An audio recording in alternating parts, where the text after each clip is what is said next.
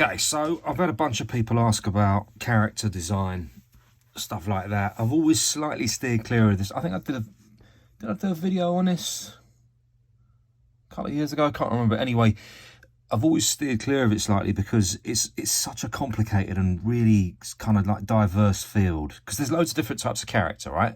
So you get photorealistic characters like Mr. Mina and Nasha and Belindu, them kind of characters. Amazing photorealism, really kind of incredible technique and so on. I don't do photorealism. I don't do that at all. I think that's a particular skill, and it wasn't one that I pursued. Then you've got very kind of what we call hip hop orientated, sort of caricatured b-boy type art. Masters of this are people like Hex, Gizmo. It's very specific, very, really great, great attention to detail, and again, sort of human anthropomorphic stuff. And then you get into my kind of ballpark, really, which is cartoons. That's really what I'm doing. And I sort of, my inspiration, people like Vaughn Bode. And there's a whole load of us who are inspired by Bode and do our characters like him. And I could name lots of them, but I'll just name one that you've probably heard of, and that's Chio. And people like me and Chio and many others, we do cartoons. That's what we do. We do nicely fleshed out cartoons, and I say fleshed out because our cartoons are not flat. So an example of a flat character would be if I was to do, let's give him a square eye. There we go. I'm going to just do this not very well, deliberately not very well, I might add. There we go.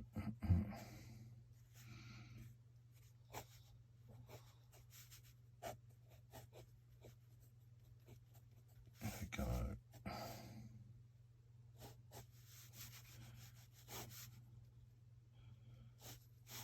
So I'm making, wow, that is really bad. So I'm making no attempt to create, that's a totally two-dimensional character, right? Totally two-dimensional.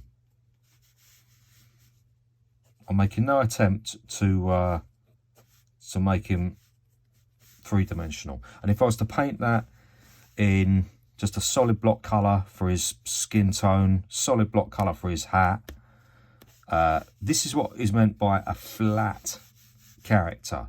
It exists in two dimensions, essentially. And these have been traditionally used in graph since day, really. And are still used very effectively. You can do some very, very effective sort of flat character work, like that kind of stuff.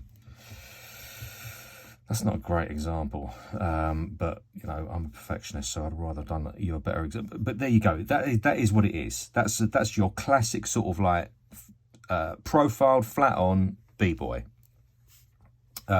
You could flip him round 45 degrees and have him face on as well. It makes no difference. It's all flat. It will be flat no matter what. Now, that's not what I do,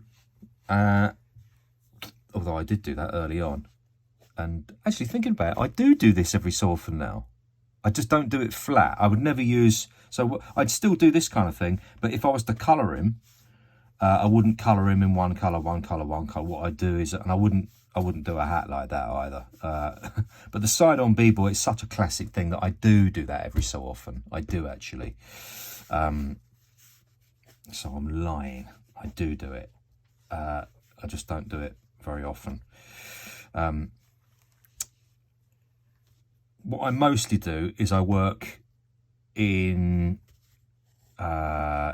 more dimensions than this, I guess, in another dimension. I try to work with give the illusion of 3 dimensions. That's what I'm talking about. So if you want to do that, if you want to create the illusion of 3 dimensions, you're going to have to do something a bit cleverer than this, which is often when we work in 3 dimensions, we work with slightly better composition. So if you do something straight on a side, profiles, yeah, profiles are very nice. They're used in graph all the time for character stuff like that.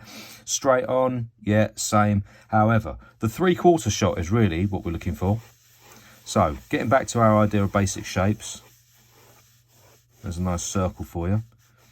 The 3/4 shot is something like that. So your character is sort of 3/4 onto camera, if you see what I mean. So that's what you get. So you get much more of them, and you get the illusion. See what I've done with the eye there, that eye, because it's further away from camera, I don't get such a good look at it. It becomes much slimmer. So you get this illusion. It's a very I know this is for beginners, by the way, that, you know, obviously, you get a real illusion that you're looking at a solid object, because you're not. It's in 2 dimensions, same as that, but this offers more of an illusion. It's the same way if I did if I stick a hat on him, rather stick a flat hat like that, instead of that, I put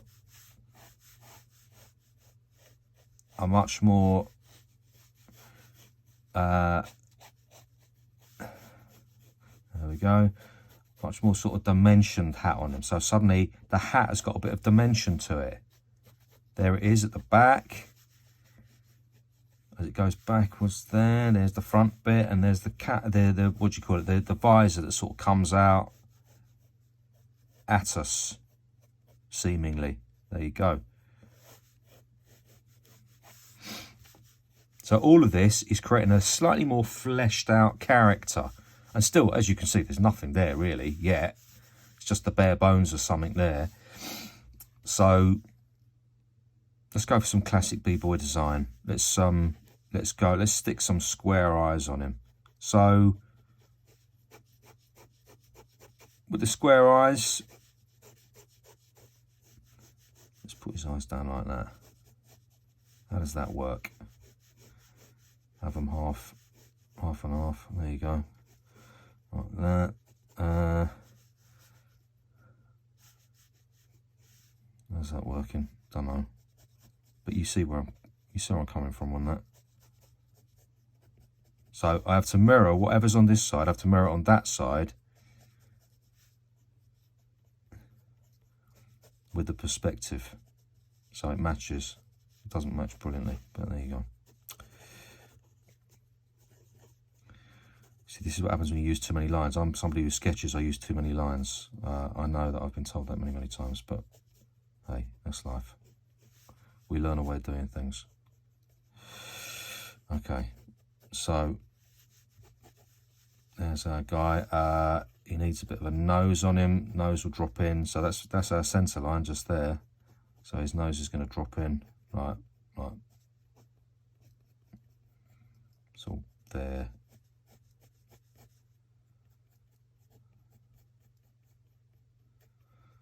About there. Yeah.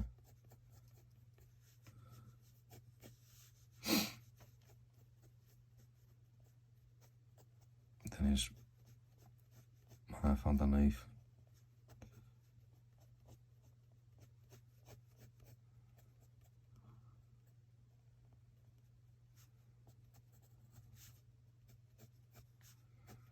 And then you've got to decide the shape of his head. I normally do big old cheekbones on him. As you probably, in fact, I'll do that now because that is what I normally do. So I'll just do that so you can see it. So I do a ridiculous big pair of cheekbones on him. with these little jowls like that.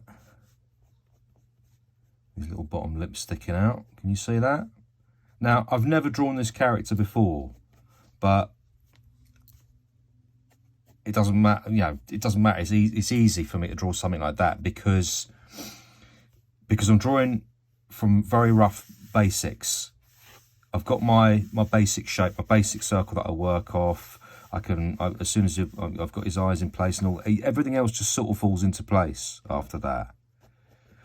That's not a bad character, actually, considering I hadn't planned that at all.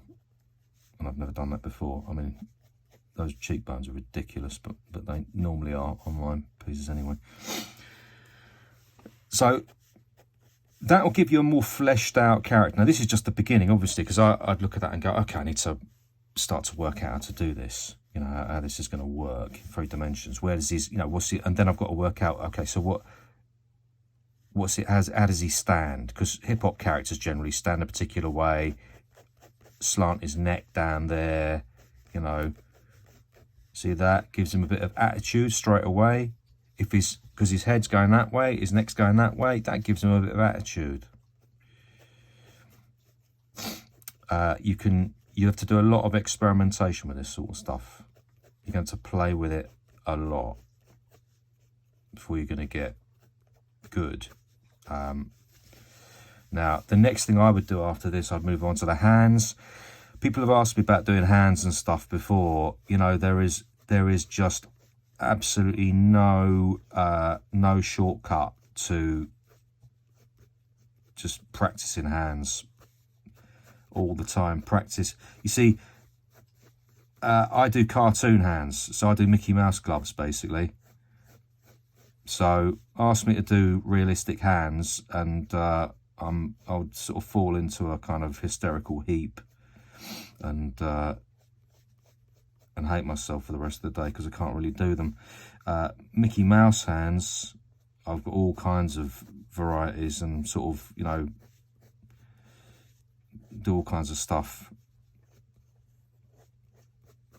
There you go, there's one, just to show you. That's a very, very bad angle, actually. That is not where I'd, that's not, that is rubbish. I mean, the hand is good, it's just in the wrong place. That is terrible. Okay, so you see what I mean? I would rub that out, start again, you know, because it's just in the wrong place. It's not right. For the position of his body and all that, because where's his arm, you know? His arm's sort of bent down like that. But that's the point of the sketch, right? That's the point of the sketch. What else can I tell you? Yeah, using this kind of stuff, so think about the body as a sort of ovoid like that. By the way, if you can freestyle sketch, then you don't need to be looking at this tutorial in the first place, really, do you? Just do it, get on with it. But if you can't, this is a good way to start.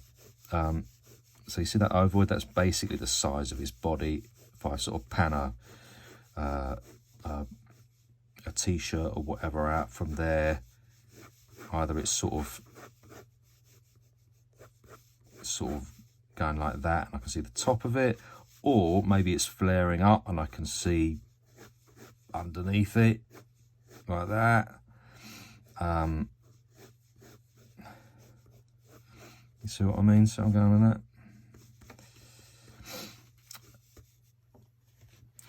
So that's an example of a very simple example of a fleshed out character.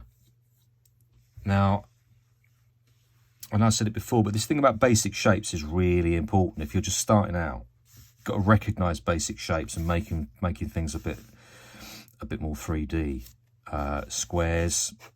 So let's work with a square, really basic square that you can sketch in yourself. Really, really simple one. There you go. So that's a square. I've not done any perspective lines, nothing like that. It's a square that just about stands up to scrutiny. There. You can do exactly the same thing as you do with a circle. If you kind of think, oh, what I'd like to do, I'd like to squash all these features into like there. Right down there. Okay. What about if he's like a really sort of a really angry fella? Okay, so he's like he's really so where's the middle? Work out the basic dimensions of that square. So that's the middle of that plane. If I cut that in half there, and if this is my facial features area, this is what I'm working with. So if I get that in like that, that's his sort of eyebrow area. Then his eyes go in.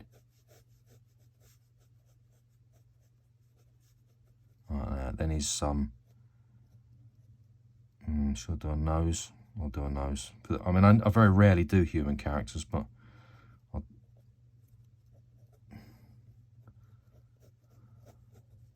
there's a sort of, that's a bit rough. That's a bit rough, but I'm just trying to feel it out. All right, there you go. There you go.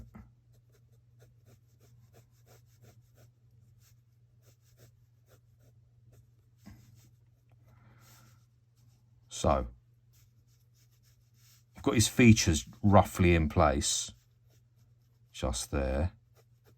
Put a nice big brow on him there. Yeah, okay.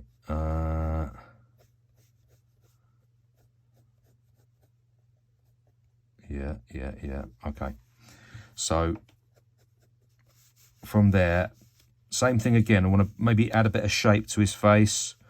So the contours of a face, again, there's no sort of substitute for a bit of practice, seeing where things go, like a brow in just there, little cheekbone in there like that, little bump where his mouth sticks out, down to the chin. I'll keep that nice and square. Then up from there, we bring his head up there like that. Same on this side. There you go. So now I've got an interesting looking little face there. Maybe. What do I want to do with that? It's very square. It's really square at the moment. That's all right. I don't mind. He needs an ear though, doesn't he? Stick a nice massive great ear on him.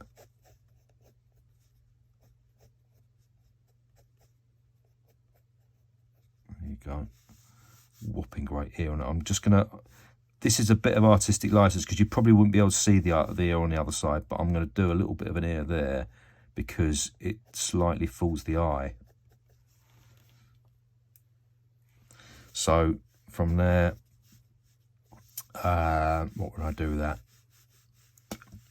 So I'm looking at the angle. So look at the angle. So where does, if that line's there and that line's there, that line there's got to fall somewhere in the middle, probably about there. So if I was to put a nice big, either a bucket hat or a Kangol or something on him, like that. I tell you what, it's nerve-wracking freestyling like this, because I know people are going to watch this, but also I've got to put my money where my mouth is, right? There's no use me sort of trying to teach you character design if I'm not willing to actually take some risks and do something I've never done before. There you go. So now from there, I kind of go, right, I can flare that out over there. Big old Kangol on him. This is all very rough, but you get the picture, don't you? And you can see what kind of character that might be. He might have a real big, thick neck on him, like that. Bit of a lump, you know what I mean? He's a bit of a solid, you know, he's like the Juggernaut in X-Men or something. You know, he's a big geezer, like that. Big fella. Now, you know, I'm not talking about perfection right now, but I am talking about you've got the basis. You've got the basis of a character there. You could work on that, get yourself a nice little character going, and then you're into, you know, where you're gonna put his hands and all that sort of, you know, what kind of stuff you're gonna do with his hands, his hand movements. I'm not bothering to put a proper big hand in there because it'll take up time, but there you go. You know, rough hand position in there. There you go. Can you see where I'm coming from here? Circle, square. This sort of 3/4 onto the camera thing is a very useful thing to remember. Flat on is fine if you want to flesh it out a bit. Face on is fine if you want to flesh it out a bit. Personally, I hate symmetry. I'm not a big fan of symmetry. The 3/4 shot is my favourite because it gives me as an artist, it gives me the most options to be able to make the object look interesting. This is all a bit rough. I'm looking at this now, going, yeah, well, I do lots of stuff with this. I do a lot of different stuff with this, but this has got, you know, it's got legs. If I wanted to do something with this, I could actually do something with it. Give him a big hip hop eyebrow there. There you go. Over the rim of his hat. Yeah, love it. Love all that.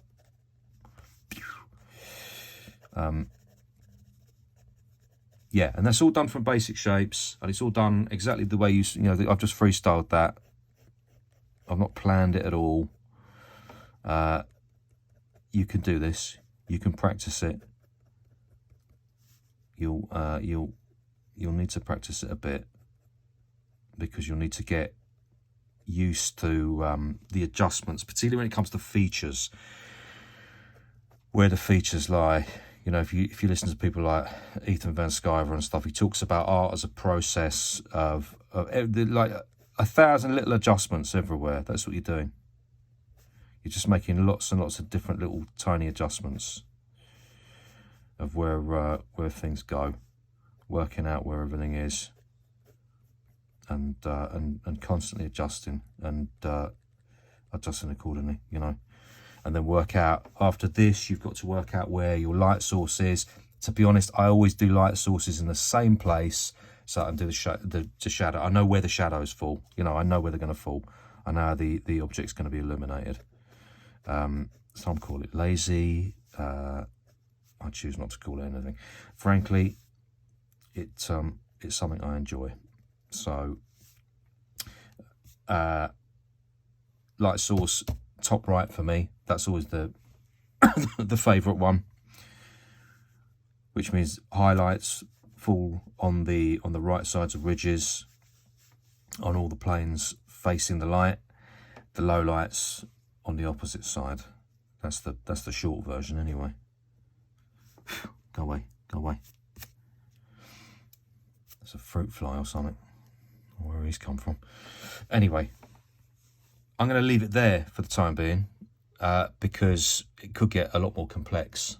But why complicate things?